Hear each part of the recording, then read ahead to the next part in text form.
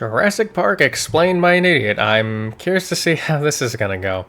Like, are we just talking about the first one, the whole franchise? I don't know. Either way, let's go ahead and get into it. This video was made 3 years ago. It'll probably still hold up to today. So, let's go into... And since it is made 3 years ago, it's not gonna have the whole franchise. Like, I don't expect Dominion in here. Maybe, Fallen Kingdom. If it's going over the whole franchise, I don't know. But I will find out. Let's go. Bark. And we got a box in the air. We got people, Park. box go down, box open, man gets sucked into box, man scream, and scene. Yep. Next scene, That's lawyer how it starts. on wood. He is in the Dominican Republic doing lawyer stuff out of mine shaft for some reason. And this guy calls a bunch of miners around to look at a Wasn't he doing lawyer stuff because of the guy that got killed by the raptor or something? Because like their family's suing or something, rightfully so. But yeah, or I believe it was something like that. I gotta watch the for Jurassic Park franchise again, which will be a fun watch because it's a good franchise. Well, except for Fallen Kingdom, and well, Fallen Kingdom actually has a really good antagonist dinosaur. It's just the minion where it fell off.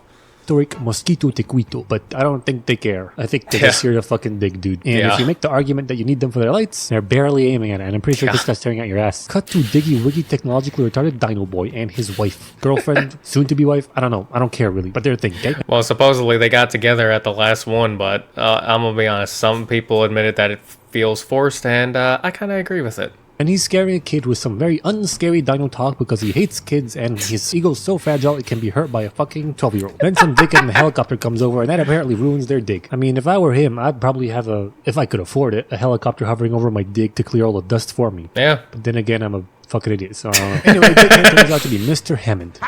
He's the guy funding their archaeological dig, you dig, and he needs them to leave right now to sign. Fun fact about John Hammond in the Jurassic Park book: apparently he's actually a real piece of shit in the books compared to the movies. I haven't read him, but that's just what I heard. So yeah. Sign off on a park that he's making on an island, and he needs the expert approval of 2 different parties of experts to sign off on the safety of this park because of that dude that got sucked into a box. But they're like, nah, sorry, we're busy. But then he's like, I can pay for all your shit for the next 3 years. Say no more, fam. We're in. Ka-ching! Money talks. Next up, Costa Rica. We got a fat ass making a dubious deal. And apparently in this place, the customer doesn't call for the check. No, the restaurant decides when you're done. Now that's a power move right there. Unless he called for the check before the scene started, but whatever. I guess. Also, between this shot and this shot, his hand magically cleans itself. Moving on. Hammond, Dino Boy, Dino Girl, Lawyer Guy, and Jeff Goldblum, who represents the second party of experts and is a mathematician, are on their way to the island. When Hammond goes... There it is. Yep, that's an island. You're moving that way, and you're seated like this, which means your back is to the front of the helicopter, and the island is here, and you're looking over there. Now you're looking at that. You buckle up and prepare for landing. Well, hey, it was made in the 90s. Wait, was it made in the 90s? I'm pretty sure it was. Actually, I gotta check now. 1993, yep. And technically speaking, since he has 2 female ends of the seatbelt, she shouldn't be able to buckle up either. But that doesn't matter. They land safely, and... In 48 hours, I'll be accepting your apology. They drive around for a bit and everybody's jaws collectively drop when they see real-life dinosaurs. Then they go over to the main exhibit area place, I'm gonna call base because it can't be asked, and he shows them a PowerPoint presentation about beans. And he shows them a PowerPoint presentation about how he was able to make real-life dinosaurs. And it goes a little bit like this. Some really old mosquitoes sucked some dinosaur blood. They got stuck in some tree sap. Then billions of years later, his scientists found these prehistoric mosquitoes and sucked the blood out of their asses, extracted the dinosaur's DNA and infused it with some frog DNA to make real-life dinosaurs. So in short, movie science. After that, the ride-around starts and they pass by some scientists and they keep going. They're like, nah, we want to see some scientists. So they get off the ride forcibly and they witness a dinosaur egg hatch. And Hammond's like, I've been present for the birth of every little creature on this island. Really? I find that hard to believe since you're literally about to miss this one. You lying bitch. They see some raptors eat a cow, then they go and eat themselves in a really weird room. There's at least 4 projectors in here. Yeah, what is with that? So stupid. Anyway, the experts express their concern, and Jeff is like... Yeah, but your scientists were so preoccupied with whether or not they could, they didn't stop to think if they should. Yeah, you give it to him, Goldblum. You see, he's an expert... Yeah, like, he had some really good questions and everything. Something called chaos theory. He says that even though he thought of everything and made all the dinosaurs female so he can control the population, chaos and life will find a way to fuck his shit up. And these 2 peeps agree, but the lawyer, who is the whole reason they are here in the first place, has changed his mind and is seeing dollar signs. Then Hammond's grandkids arrive and he sends them... Well, to be fair, having people go to a park on an island and like with real life genetically designed dinosaurs, they probably would cost a shitload of money. Like Disneyland and Disney World would get blown out of the fucking water. Like, oh, you thought $20 for a water bottle was bad? Imagine the shit you'd have to pay for at this place. Like, Jesus. And this is not like this shit would probably cost just about as much as a whole college, as like a whole college education, probably. Yeah. Off with the experts and the lawyer on a tour of the park in some electric autonomous vehicles, and despite their best efforts, the dinosaurs won't come out to show themselves. Nope. And right here, the windows are clear. Then they got water on them, and a few seconds later, they're clear again. What's up with that? What, you couldn't wipe down the windows for that one shot? Come on. Anyway, we find out that the suspicious fatso is Nedry, Hammond's son. He works for him at the park, developing and managing all this tech shit along with nerdy Samuel Jackson. And Hammond and his son hate each other. Back to the experts, and Math Boy is flirting with Dino Girl again. And I seriously don't know how Dino Boy is just letting this slip or not noticing. He's literally flirting to his girl right next to him. Yeah, Dude. I don't know. Like, yeah. They get out of the car to see a sick dinosaur, and Dino Girl is like, I want to see her shit, and she stays with it while they leave because there is something very important happening right now. A storm is approaching. So there's a boat, and all the employees, or most employees of the island, are told to get on this boat, and Nedry wants to steal some dinosaur embryos and get on this boat too. So he's like, I gotta go do something. Oh, and for approximately 18 to 20 minutes, the systems might shut down or go crazy. So yeah, doodles. So he does that, steals a jeep, slides it around, and crashes a couple of times. And after the second time he crashed, some dinosaur eats him. The teleporting dinosaur, apparently, because he was here, and a few seconds later he was hiding very sneaky. It's a ninja. You know, like that Ninja Cat video? It's kind of like that. It's Ninja Dinosaur, or Ninja Dilo. Yeah. In the car. Who cares? Nedry's dead. Nedry said some of the systems are going crazy. The car stopped and the electric fences stopped being electric. And a T-Rex comes over and terrorizes these stupid ass kids who just can't help but shine a light. You know, here I got a story for this. Like, actually, this is like one of the best scenes in the Jurassic Park franchise. And here's the thing: whenever I first had like watched Jurassic Park, something happened to the first Jurassic Park disc where it like fucks up on like some scenes because like the disc was just, you know, scratched up somewhere and everything. So on there was only 2 scenes where it like scratch up. One of them being the scene where the helicopter goes in the and the fossil area and everything, and then this scene, like one of the best scenes. It's like you can't watch this scene on that disc anymore because it's gonna like start, you know, going just like freezing up and everything. Like and I couldn't get a replacement for the longest time because I was a stupid kid who you know, wasn't old enough to work a job or anything, get money, and I couldn't replace it forever, and I could not watch the scene at all, and it was like really freaking stupid, and I was like, come on. And like I could not get through this scene at all. I just couldn't. Like, the only part of this scene that could be seen was the final roar, and I was like, yeah, wow. We just see the T-Rex come out, and then you got to skip to the final roar, and that's all you can see, and I hated that. That was so annoying.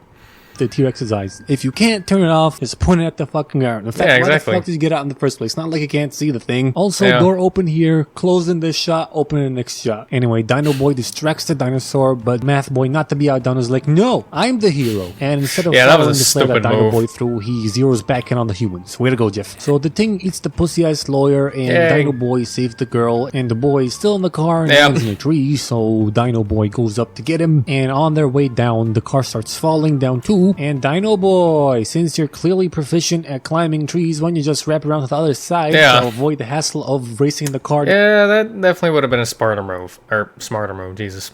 Down to the ground, at which point it might fall on you and crush you anyway. Fucking numpty. It's okay though, because by some fucking miracle they don't die. They walk over to another tree and get up there and spend the night. What do you call a blind dinosaur? I don't know. What do you call a blind dinosaur? Do you think he saw us? Man, this kid's dad jokes are on point. Meanwhile, Dino Lady and Nate... Yeah, you know what? I want to see what kind of dad jokes he'd be making when he grows up. Your boy come over, find the fucked up fence, find the fucked up Math Boy, find out the car, check it out, come back up, then get chased by T-Rex and outrun. After they get back to base, she sits down with Hammond and she finds out that he still thinks that the park was a good idea.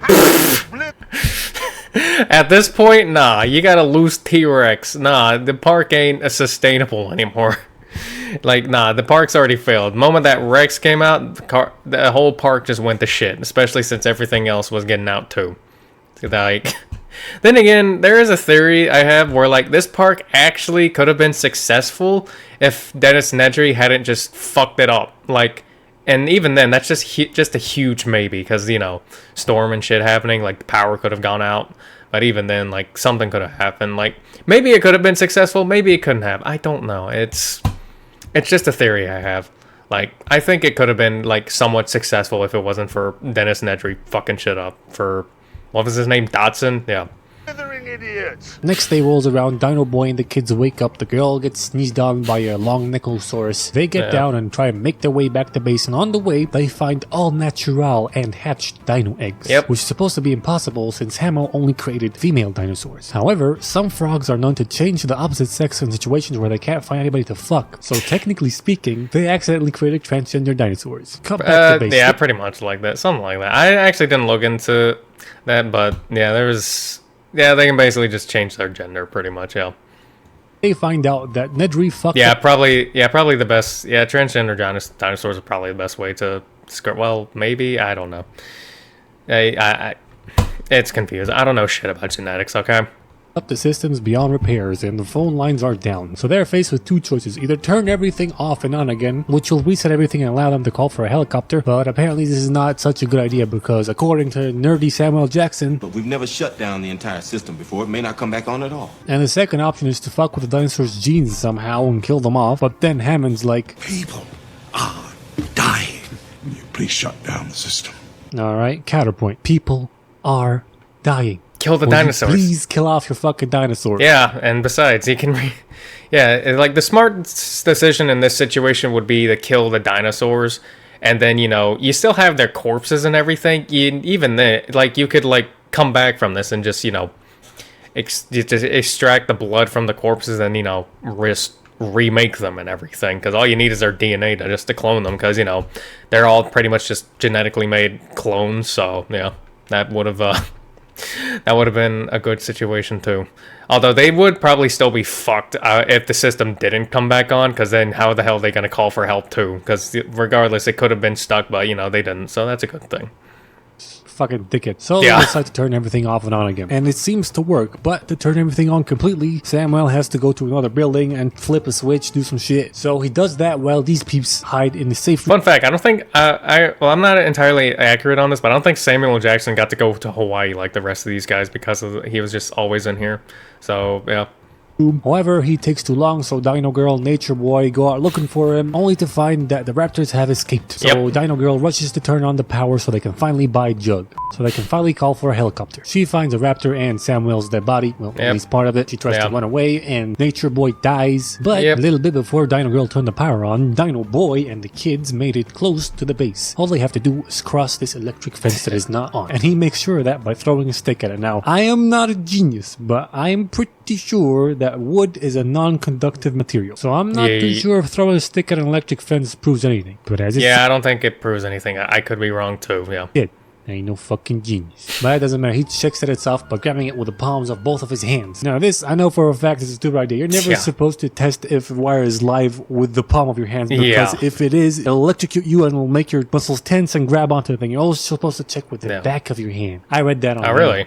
Okay. And as you know, anything you read on the internet is true. So the six ain't live yet, and he tries to see if he can squeeze through the fucking thing, but he can't. And hurried by the screech of a dinosaur from afar, they start climbing over the thing. And wait, no, freeze right there. Okay, maybe you can't make it through, but they definitely can. Yeah, they can probably make it through, like, some of these things, but him, not so much. Like, he would be the only person who'd need to climb. The other two could probably fit in, like, some of these things, especially with help from him. Yeah, and I'm not sure if they even needed to hurry with the T-Rex roar either, because, like... If anything, it was probably just roaring at another animal or something. I don't know. Instead of them. Like, they probably had lots of time.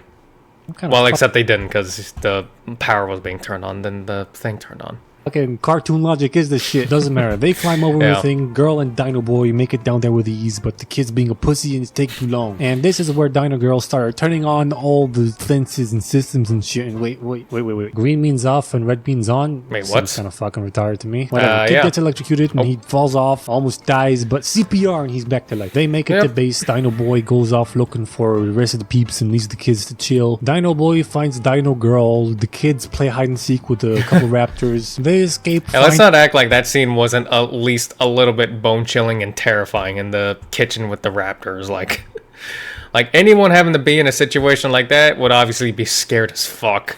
Like, those kids were lucky. Dino Girl and Dino Boy, then play some more hide and seek with the raptors, and Yep. Dino Boy leaves the fucking gun. Why would you leave the gun, Dino Yeah, Boy? Doesn't that matter was because they dumb. get cornered by the raptors in a way, but then the T-Rex shows up for some fucking reason and starts fighting the Yep. raptors, so the humans can make their great escape. They get in the Jeep, they get to the job. Yeah, seriously, how did it get in? Like, there's like no broken area of like how it got in. Like, it ain't no way it just walked in or, you know, just phased through or teleported in or something, but whatever. They fly off, and this shot would make much more sense if you're actually above water and not still on the island. This movie gets 5 T's out of 7 Rexes. Yeah, that's a pretty accurate way to explain it.